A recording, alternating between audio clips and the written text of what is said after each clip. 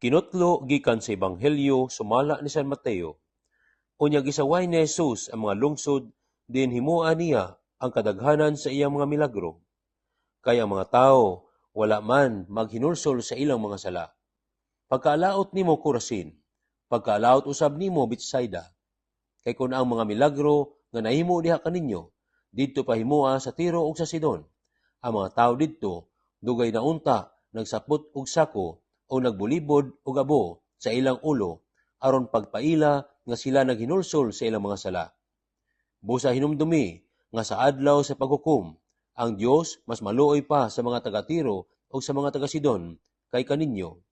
Ug ikaw, Kapernaum, buot kang mubayaw sa imong kaugalingon ngadto sa langit. Itambog ka hinuon ngadto sa impyerno.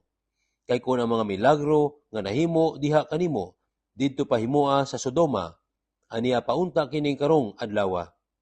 Busa hinumdumi nga sa adlaw sa paghukom, ang Dios mas maluoy pa sa Sodoma kay kanimo.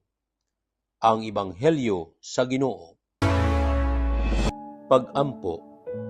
Nagdala ka namo sa hingpit nga pamalandong ang imong mga pulong karon, o Ginoo. Ug nahagit kami sa pagtan-aw sa among kaugalingon. Makabalik tan-aw kami sa kung giunsa namo pag-ila, pagdawat ug paggamit o pagpaambit sa imong kaayo ug grasya. Tudloy kami sa pagpasalamat kanimo, o among Dios. Matag higayon tungod sa imong walay sukod nga kaayo ug pagkamangihatagon.